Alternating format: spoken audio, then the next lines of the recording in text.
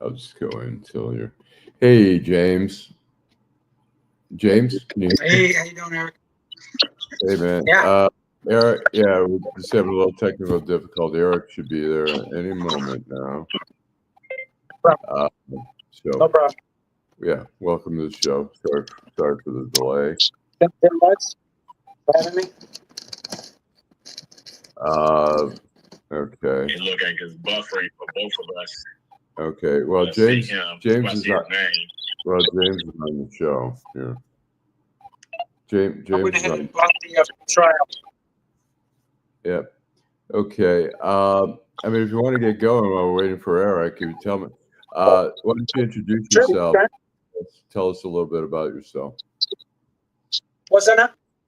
Why don't you introduce yourself and tell us a little bit about yourself? Sure. My name is James Rios. I'm a plumber and father.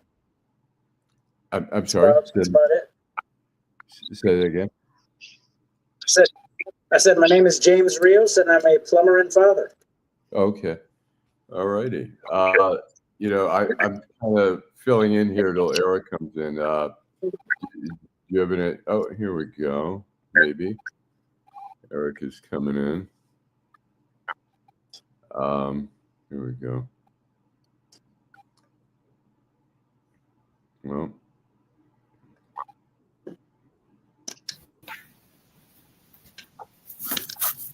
there you go, Eric.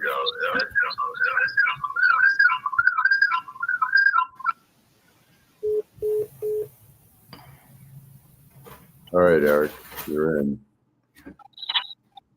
Well, I see you and I see James. Oh, here we go.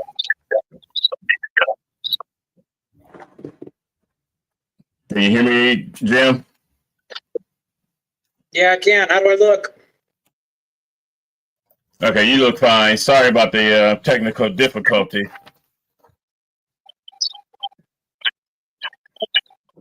And first of all, good evening. I'm going to welcome you to Detroit in Black and White presents Reality Strikes with Eric Brown. And what I want to do is the invitation is send it to the superintendent of Detroit Public Schools as well. And Dr. Vitti did reply back, so I will read his reply to me. And once I read the reply, then I will give you the opportunity to present your case with regard to this matter. Is that fine? Yeah, it's fine. All right. So reply from DPSCD Superintendent Dr. Vitti. Thank you for the information and for the opportunity to address this matter. I had the opportunity to review the allegations, and unless there is information on the parent's part I or the district is unaware of, we handled the case correctly at the school level, except for the principal not reporting the incident to the Title IX office after they occurred. That mistake will likely lead to disciplinary action. However, the principal and school acknowledged the incidents between two students at the school and met with both of them. The parents and the incidents involved, they were separated. There was never a cover-up or disregard of incidents from the information I have had the opportunity to understand and see. I wrote a detailed email to the parent on Friday that I cannot share because it involves details of incidents that the school or the school district cannot reveal to protect the students' identities and circumstances of the incidents. Perhaps you can ask the parent to share it. It will shed light on the allegations that have been made against the school and district. In addition, aside from the incidents involving students, there has been growing tensions between the parent and the schools, teachers, and administration. Staff feel threatened, bullied, and disrespected. The parents feel unheard, lied to, and also disrespected. The school also did not invite the parent's daughter to an after-school program that increased tensions. It is my understanding that the principal apologized for that mistake. In the end, we are hoping that the parents will sit down with central office staff to work through these tensions and move forward toward a place of mediation and reconciliation. Again, all of us is sad with the information that I am aware of. If there is more to this situation than that I am unaware of, then I will be responsible for reviewing it and leading it through. I will not be joining the show at this point, but you can read this email or include it in your discussion. If parents provide details of the incidents with you and I on the show, then it does allow me to talk in more detail about it. I think if you understand the circumstances of the actual incident from what we understand about them, it will give you a different perspective about this matter. Enjoy your weekend, Nikolai Vitti. So that's a letter that's the response that he sent me. Again, the invitation was extended to him as well with regards to the situation. And hearing that, you can provide insight to what the situation was and how you want to move forward with the matter.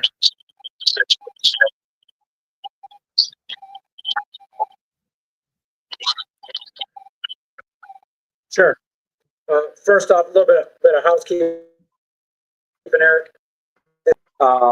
If I run out here, I'll let you know. We can, probably not the best for show business, but I could probably log out, log back in on my tablet if that's all right. So with that said, Okay. First off, I mean, if I present, regarding Dr. Vitti's email, as far as I don't think I have a case to present.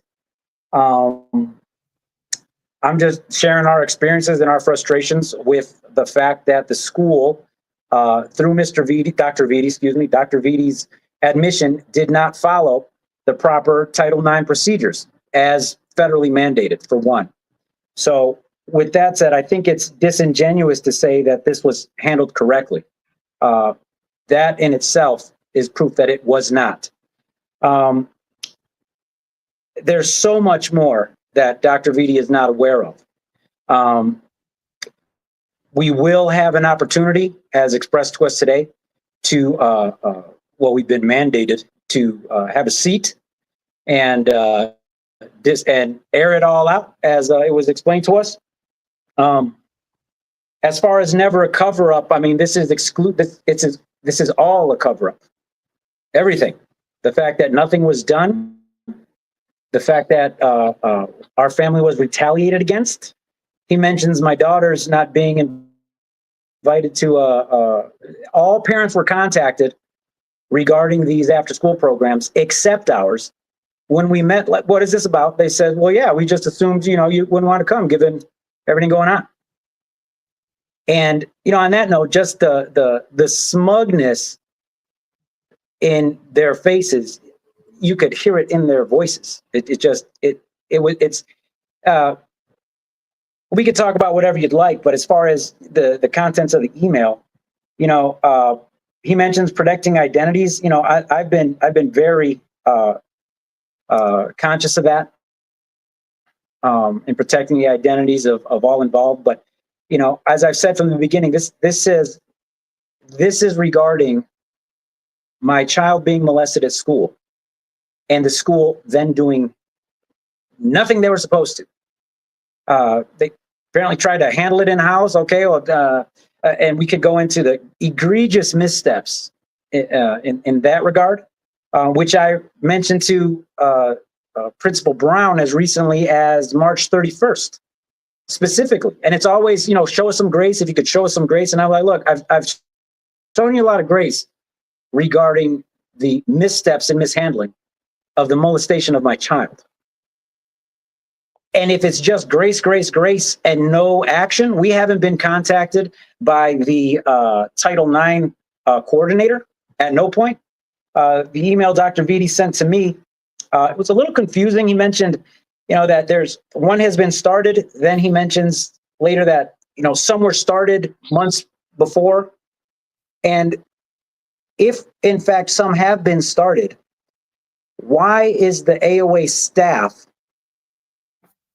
permitted to retaliate against us on completely not in accordance with Title IX. If this investigation is pending, why are these people online impugning my reputation, my parental decisions, the financial ethics of my wife and her function as a PTA president, which is on itself is so outlandish. There are minutes, there's treasurer's reports, everything's accounted for.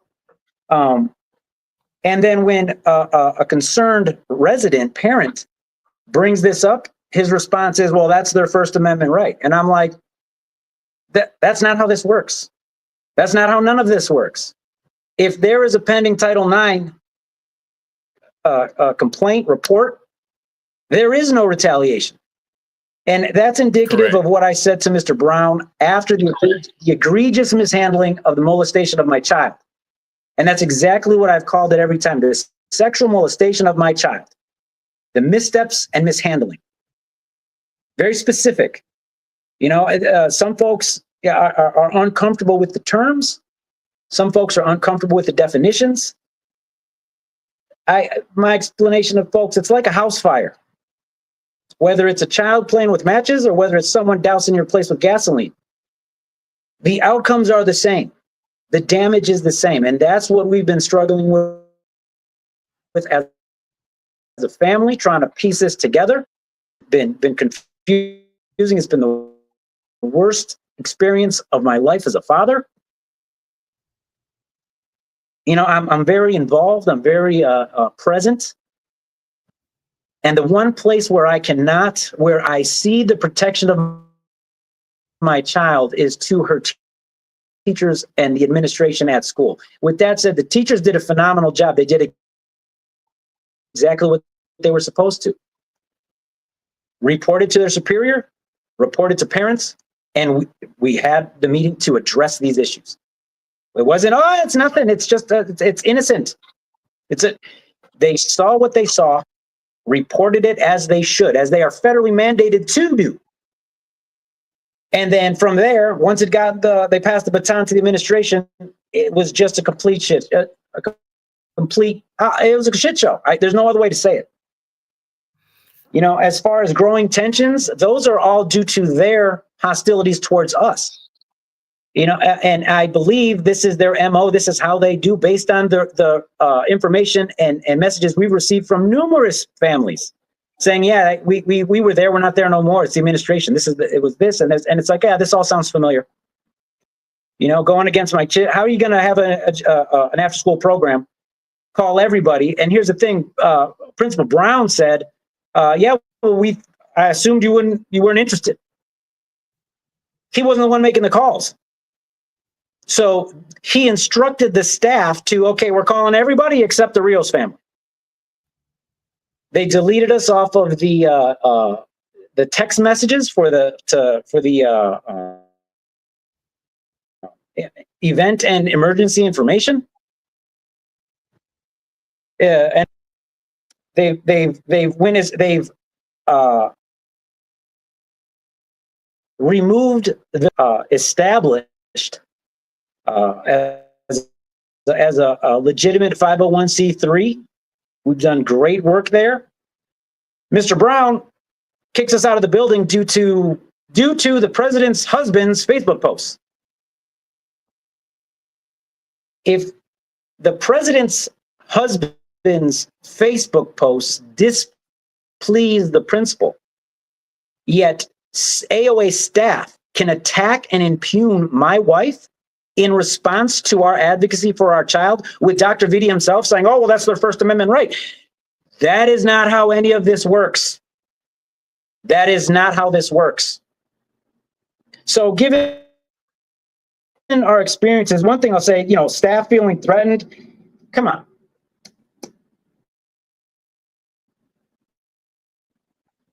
Come on.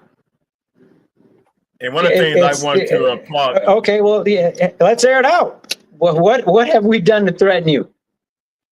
You know,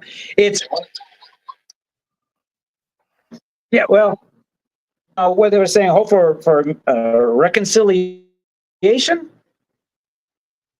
You've botched and ignored the response of my molested child. And then you retaliate against us as a family.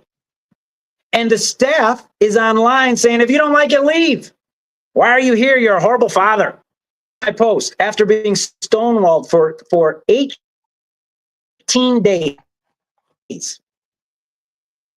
sending emails to everyone with a DPSED, email address that should be involved in this. 18 days of nothing.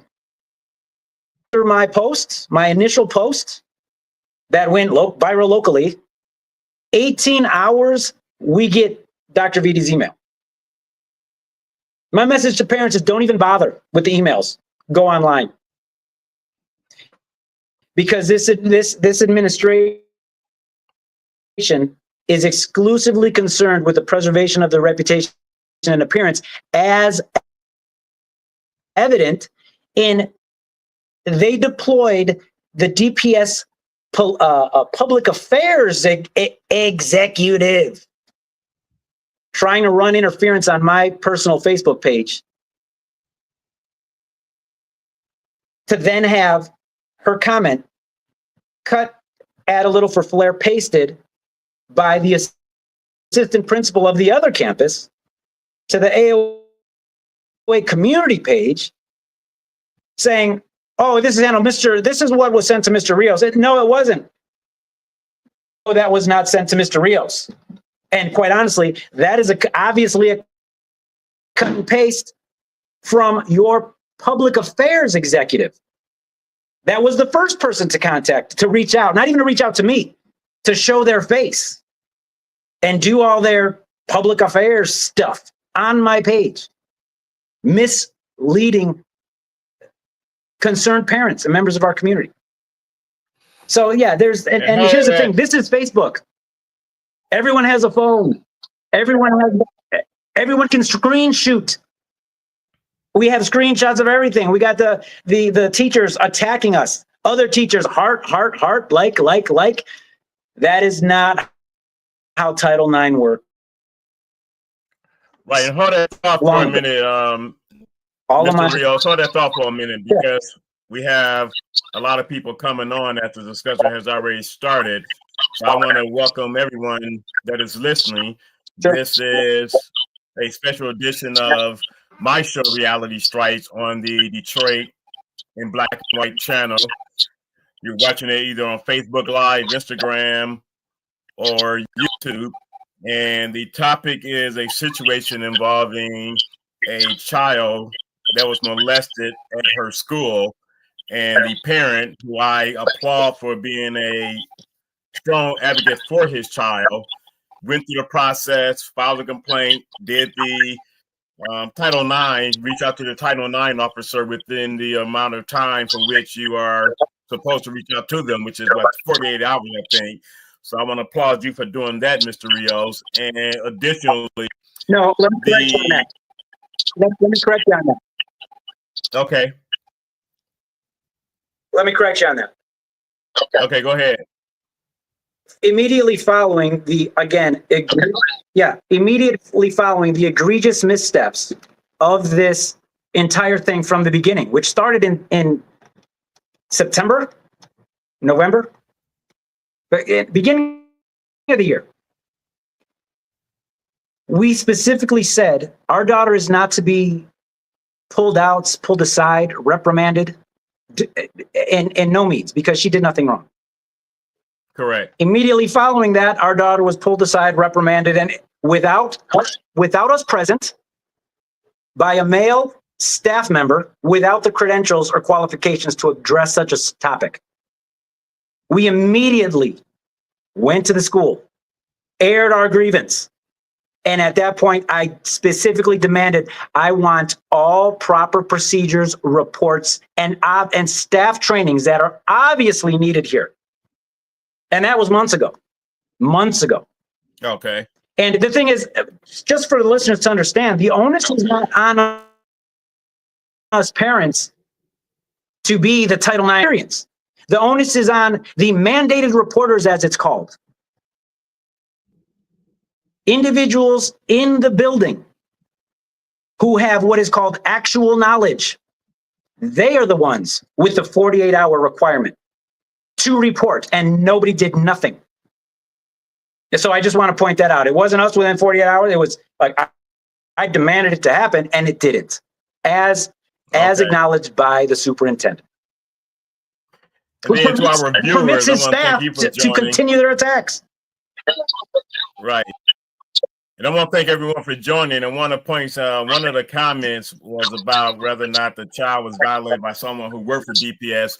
And just to be very clear, your child was violated by another student, correct, Mr. Rios?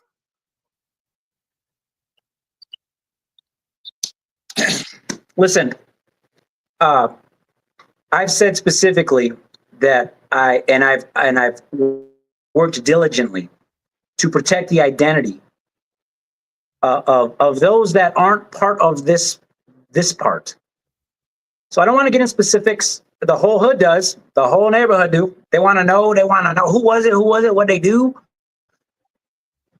I will say that it was actually Dr. Vitti himself who let the specifics of who it was in an email to someone not involved in any of this. So the facts are out there. I'm not going to, I've said specifically in some direct communications online, who I refer to as the anonymous member, your anonymity and privacy. And I'll continue to do that here. This is not about that. That's said and done. As I said, it's like a house fire. Whether the child's playing with the matches or someone douses your place with gasoline. The damage is what's left, and that is what we're dealing with. And the professionals, the mandated reporters in the building failed to act, except the wonderful teachers of my child who witnessed what they knew was wrong and immediately brought it to our attention. And then one Immediately, other, thank God. And one other thing I want to point out, I'm so grateful for that. And one other thing I want to point out, because we, even in, and then as I said prior, at that point, we keep passing the saying baton AOA. to the administration, it's been a total cluster. And AOA is a DPS school. It's on the west side, correct, Mr. Rios?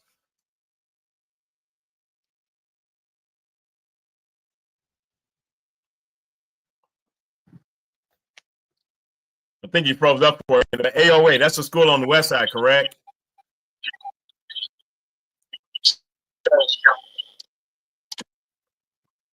And AOA stands for the Academy of the Americas.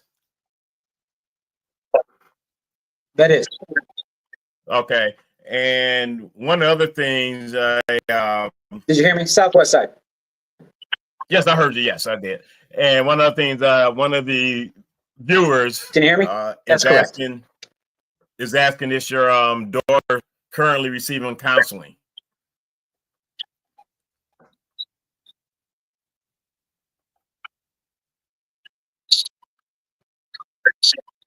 No. No, because those things for our viewers, those services, those interventions and resources are triggered after the mandated report not happened, not received, the federally mandated interventions and resources. And I'll only speak of my own child. That is, we know we have not received the necessary resources.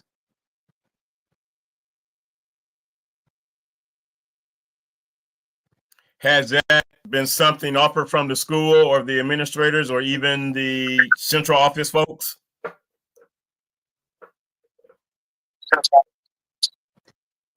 No. The first we heard of it was in Dr. Vidi's email at the end saying, and by the way, the resource available. So no, nothing. And you mentioned the teachers quite a few times. They sounds like is who brought it to your attention. Yeah. And it sounds like they are being very supportive of it. What about other parents or the Parent Teacher Association? How receptive are they to this cause and you moving forward with it?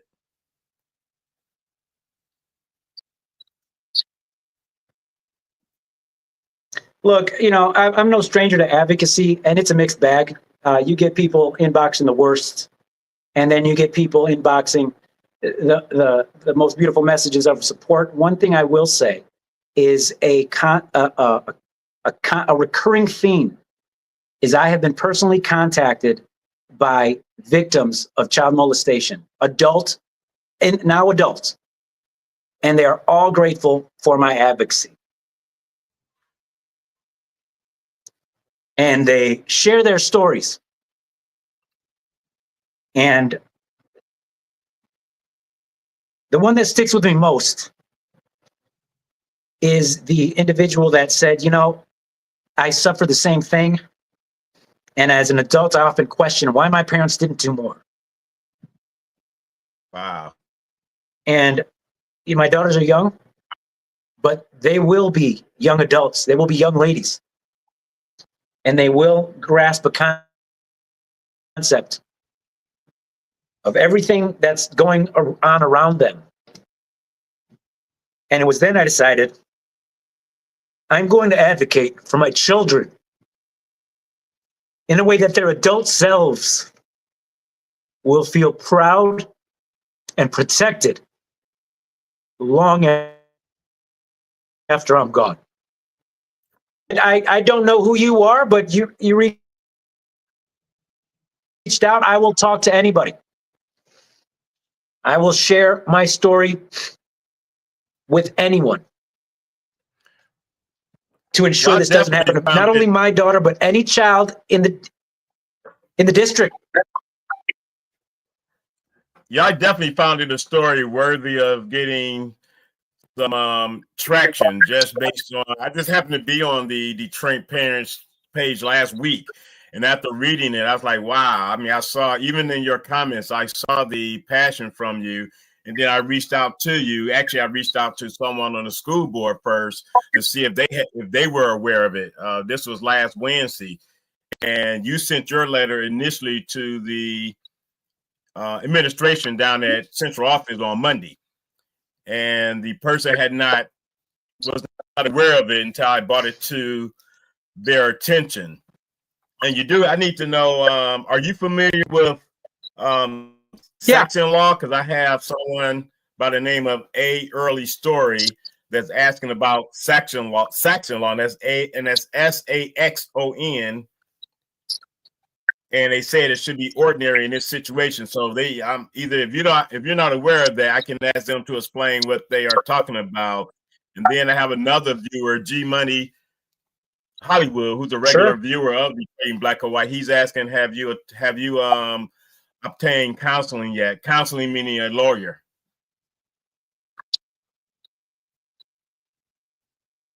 We've done everything that we should as parents that have suffered what this administration has already admitted to doing. And everything that I've mentioned, we have all the documentations, all the screenshots, all the text messages. I very specifically, March 31st, I very specifically brought this issue up. We've been asked for grace. I said, I've shown a lot of grace. Specifically to the principal, where I said, I've shown a lot of grace regarding the sexual molestation of my daughter, and I'm out of grace.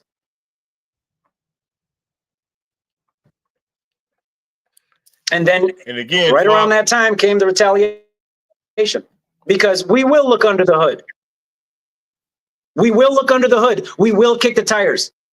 We will pull out the cobwebs. We will shed light. We are not meek, vulnerable parents. And at some point, a calculation was made. What's Rios actually going to do? And then they acted in the manner in which they did.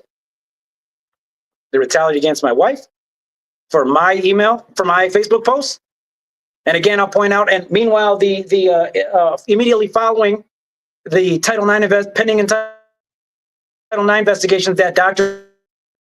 Viti himself has said are pending, he protects his staff saying, oh, they could do, whatever they want. It's the First Amendment. That's not how it works. But I'm here. I'll talk to you. I'll talk to anyone. What I won't allow is for what had happened to my daughter to be diminished, to be minimized, and definitely not swept under the rug. Not only for her safety, but for the safety of every child in the district, especially the safety of the children who currently find themselves under the supervision of AOA administrators, who have proven themselves to be either unwilling or incapable of taking the proper steps. Either way, it's unacceptable. Oh, this correct. is a federal mandate. No. This is not what, Mr. Rios says. This is a federal mandate. And they have failed us and every child at that school. And as I stated to you when we spoke yesterday, definitely my sympathies go out to your daughter for this experience. And again, this is Detroit in Black and White presents Reality Strikes Brown special edition on his Memorial Day holiday or Remembrance Day. And again, as I told you previously, thank you for your father and his service to the armed services and protecting us. And this is a very important topic. That's why after I read it on the Facebook page, I had it necessary to bring it to a different platform, a different form, because prior to even seeing it on the Facebook page, I'm just astounded that this is not something that the media has gotten a hold of and reported on it. Because any child that walks into a school building, be it elementary, middle, or high school, they should be protected to the highest level of what the responsibility is for a school in their administration. And again, let me let the viewers know that there was an opportunity extended to the school board and the superintendent to appear on this platform. The superintendent chose not to, and that's his right. But I just wanted people to know that offer was extended to the DPSCD administration. And even seeing some of the Facebook responses, Mr. Rios, I mean, people can be very insensitive.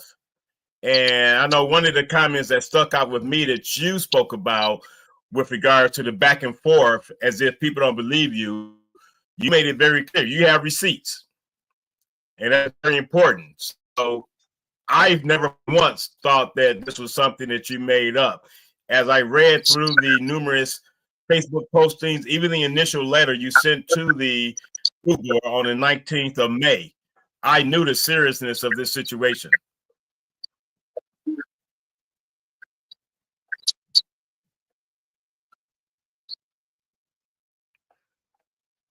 And we have one of the viewers, Miss Sheila. She's thanking you for being such a precious father, for advocating for your child and other children in DPS. So you definitely have to be commended. You're doing what you're supposed to be doing as a father.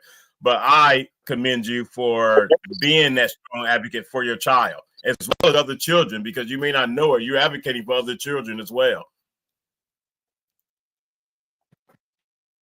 Yeah, like I said, I gotta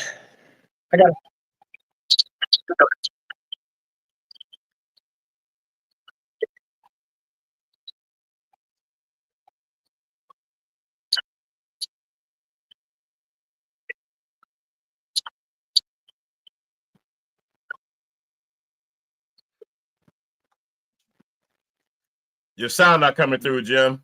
You know, today's Memorial Day, and you invoked my father.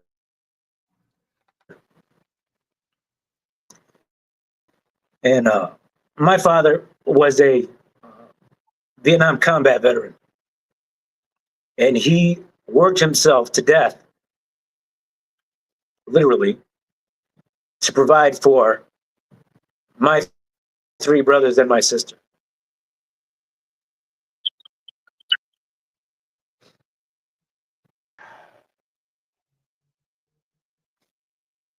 Can you hear me?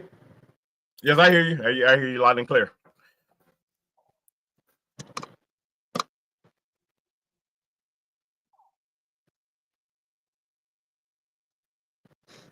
Can you hear me? Yes, I heard you just now. You were going in and out, but the last thing I heard were you talking about your father and your 3 brothers and your sister.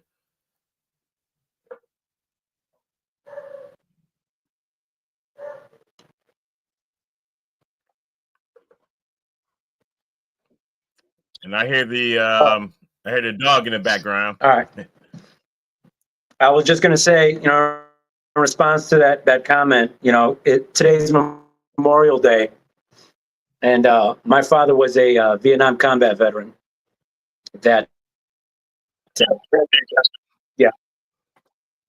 Yeah. And I think about him a lot today, and it's just my hope that, it's a neighbor. Anyway, I'm just resolute to react the way my father.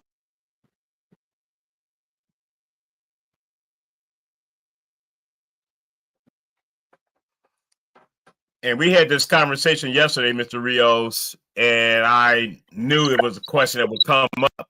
And I told you yesterday, I predicted it would be coming up. And someone is asking about you removing your daughter from the DPS system. If you care responding to that question, because I know the answer already, and I knew the answer pretty much before I asked you yesterday, but if you don't mind responding to the viewer's question about not removing your daughter from DPS and the reasons why you have not done that. First and foremost, why should I? Why should anyone who's been victimized at school or at work, in college, why would it be required that they remove themselves? Right. Number one. Number two, we have signed on to a multi-year program of bilingual education. My daughter in Spanish. If I remove them, my American children will be English language learners elsewhere. And their academics and education and development will suffer. If I leave, who will step in? Who, as I tell my mom, if there was somebody else, they'd be here. So it's out of the question. We're not going anywhere. This administration, this district is going to straighten up. And obviously, this has been a conversation that has no. So the answer is no. Now, you don't like it? Get your household in order, DPS. Get your household in order when it comes to the protection, the most basic protections of the students in your care. Follow your federal mandates. Comply with your federal mandates as you are a recipient of federal funds. Do what is required.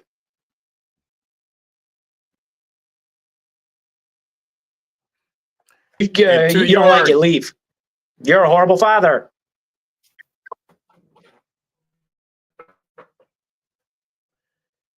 And to your Title IX complaint, the response you got back from the superintendent is one that should be coming from the compliance officer, correct? Shouldn't the compliance officer be reaching back out to you? Within 24 hours, per the DPS manual. And have they reached out to you yet? Responded? I said, well, I was stonewall. Of course not. Of course not. But again, parents, if you have an issue, ignore the flow chart. Go on social media. It's my hope you'll be contacted as swiftly as I have been. But no, as to this point, no, there's no coordinator contact. Nobody's contacted me. Their behaviors, as the Bible says, you'll know them by their fruits. They don't care. That they bear, right. And that's one of the things I was about to ask you, because prior to you going on social media, no one from the administration had contacted you? And the administration being the superintendent's office.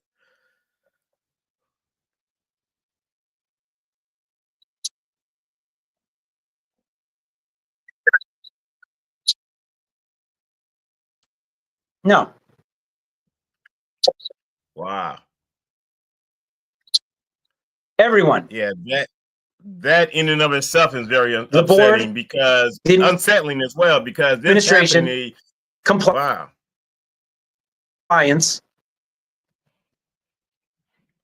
Wow. bilingual education. No one. And it's email. Wow. It's email. I will receive your timestamped communication.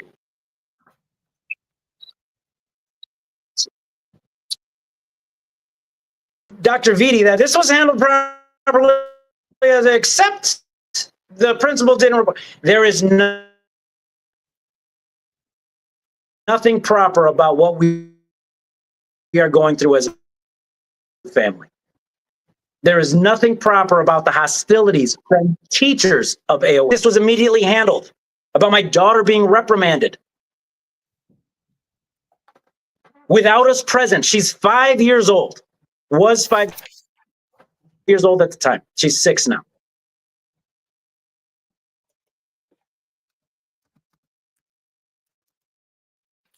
By the gentleman that at a different occasion, Principal Brown referred to as "that's my muscle." I thought it odd. Why do you need muscle from a kindergarten to 3rd grade? And it became apparent, oh, the muscle's not for the kids, the muscle's for the parents. The messages we've received, as far as the experiences that people have had this morning. You know, I had a daughter at AOA, she's 20 now. And we had an issue, and I didn't know what you know. I took care of it elsewhere. I wish I had the information. And she thanked me, commended me.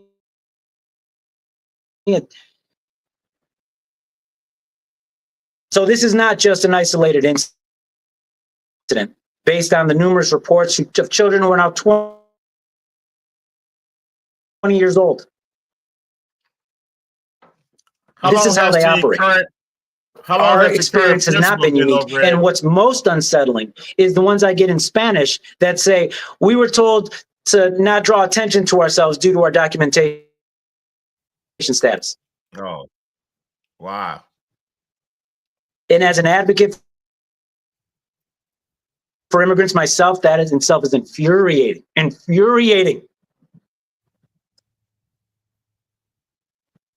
And again, I'm here for it. I am here for it. There was a calculation done. Are we going to do what's right? Are we going to tell? Here I am. I'm going to show you. I will. 17 years, and this is the best we get. And again, I'm not acted on it. They all had actual knowledge, have credit. And I'm going to hold them accountable. And if that makes you feel threatened, do better. Do better. Because I didn't bring this. You did. And how long has the principal been over at the school? I specifically told you what was, ignore it. So here I am. And I will advocate in the manner that will make my father proud on today of all days. And again, not just for my kids, for everybody else. Excuse me? I was What was asking that? how long has the principal Brown, no relation, vice principal What was Smith, that? and the dean of students Ramirez, how long have they been at the school?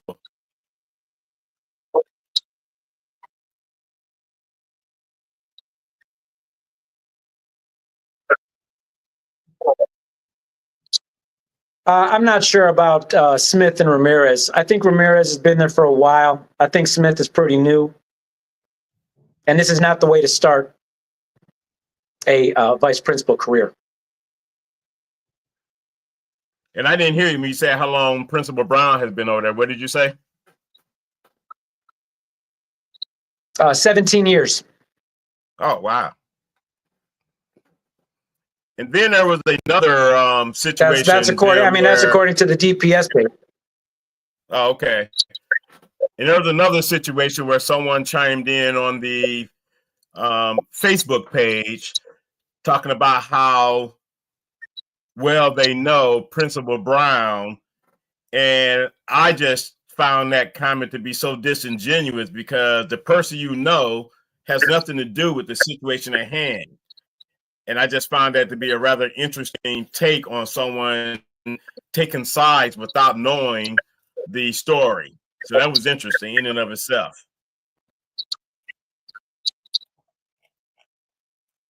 And that wasn't the only one. I specifically recall one regarding Vice Principal Smith. I've known her since undergrad. I'd be very surprised. Yeah, but what? Be surprised. Be surprised. That's your girl. That's your girl. And it's settled fact per Dr. Vitti. What was supposed to be done was not done. And again, as recently as March 31st, in no unspecific terms, I inquired about this and I told him, I've shown a lot of grace here and I'm out of grace. Specifically mentioned, I've shown a lot of grace regarding the mishandling and missteps of the sexual molestation of my child here. I've shown a lot of grace. I'm out of grace on March 31st.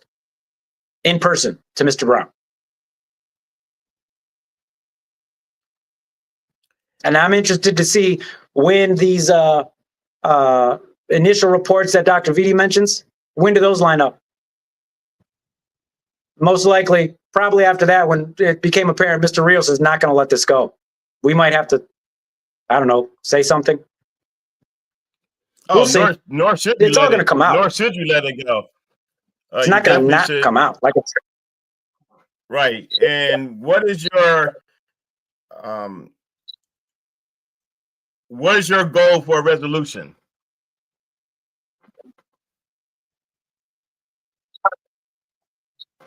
Well, obviously, we need to change in leadership. Obviously, this staff, this retaliatory, hostile staff, immediately following Dr. Vitti's report of a pending Title IX investigation, obviously, they need training. Obviously, Dr. Vitti himself needs to review not only the Title IX requirements, but also the Michigan Code of Educational Ethics. Like I said, it's been a long time since I've been in education, but I remember a thing or two. And this is not how it's supposed to. It's not. It's not. And with there only being a few weeks of school left, I think about 2 weeks, maybe 2.5 weeks, doesn't look like this will get resolved prior to the last day of school. Why not? Do you think is it? Why? Well, it should, but Shouldn't it be? Why shouldn't this not be immediately resolved now? Yeah, it should have been resolved yesterday. But looking at the, looking at the documentation, I just don't see in the timeline. I would be very surprised if it is resolved by the end of the school year because people sometimes kick the can down the road, hoping that someone will go away. But I don't see you going away. So once school ends, what's going to be your plan of action to make sure this stays on the front burner?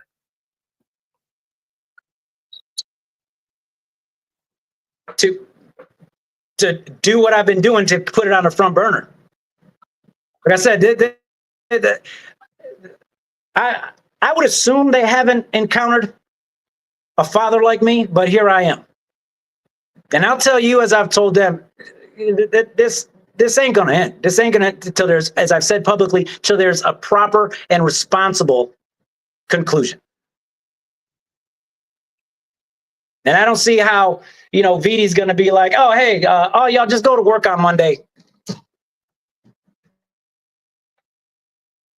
I already told everybody in an email that you didn't do what you was. Go ahead. It's fine.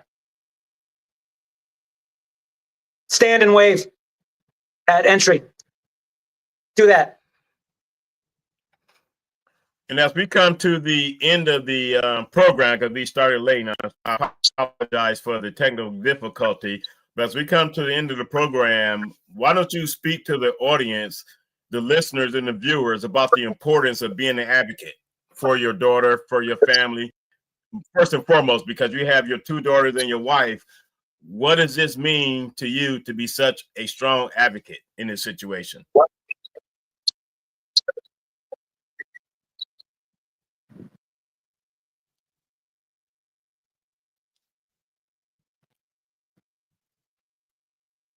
Everything.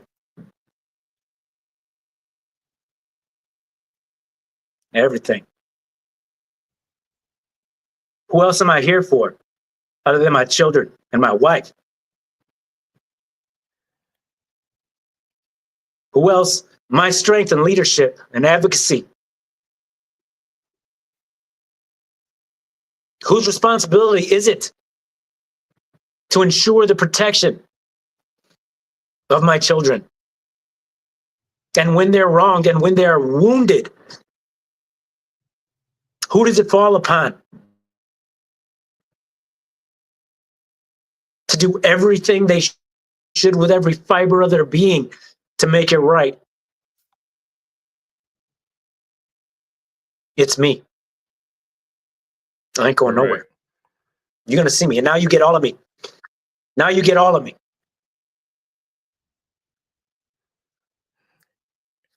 And oftentimes we read the comments of the viewers because I think it's important to have, they took the time out to listen to the show. So I think it's important to engage them with their comments, and it's only speaking on their comments. They're not on the show. But I do think that under the circumstances, Andrew Porter, I disagree with you 100%.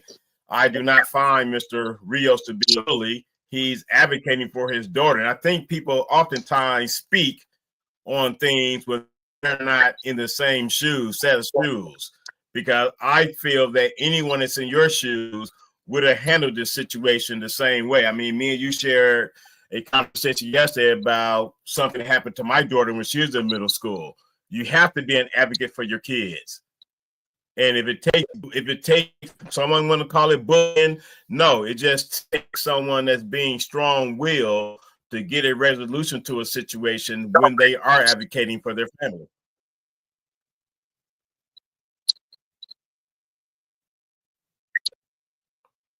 And I'm sorry, Mr. Porter, sometimes it does take antagonizing a situation to get a result and to get a resolution. That's just the way life is.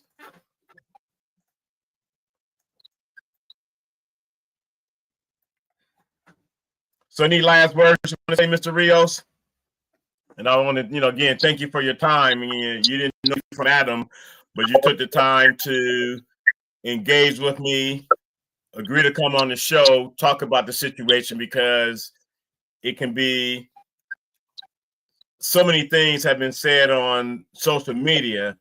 I am a believer in letting people hear from the horse's mouth. And again, we offered the opportunity for the administration, DPS, to be here. They declined it. So I want to put that disclaimer out there again. because DPS did have an opportunity to be a part of the show as well this evening.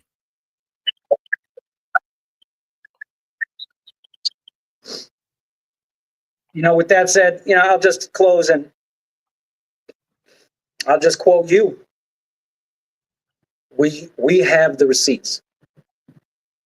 It's not a question of if this happened. That's done. What we're dealing with now is the fallout and chaos, the kaying it out amongst ourselves. I'll tell you that. And I'm open to talk to anybody that's willing to be rational. We can disagree on my tactics. We can disagree on my my style, my tone. But look, I ain't no suit wearing professional pencil pusher. I'm a tradesman, and I'm gonna be me. And I'm gonna advocate for my daughters. If this happened, that ship has sailed. The question now is, why have you not done what you were supposed to? And I don't want to hear from a public relations executive about it. I don't want to hear from lying assistant principals, Thomas Noyce. Mr. Rios, Mr. Brown sent this to Mr. Rios. No, he didn't. And you know he didn't. I'll take the fire. Comment section, inboxes, text messages. I'll take that. That's not my concern. My concern is my daughters. My concern is my family. My concern is their development, safety, and well-being. Are we going to do it? To which you should be applauded for. And again, I want to thank you for your time, Mr. Rios. I will keep you and your family in my thoughts and prayers that a positive resolution does come of this, and the impact of your daughter going forward hopefully will not be traumatic. And again, I thank you for being the type of advocate that any parent should be for their child.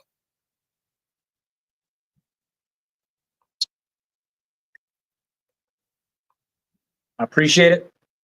And finally, I'll say, this issue has been, my friends in Spain are asking, my friends in Mexico, my family in California.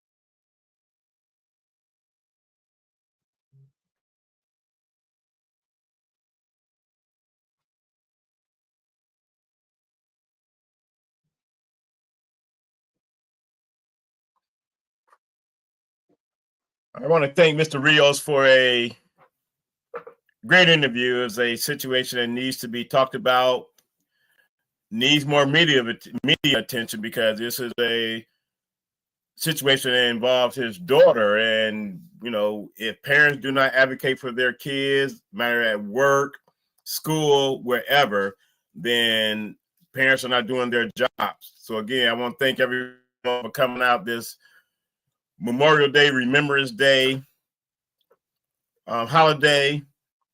Enjoy the rest of your evening. See you all next Monday.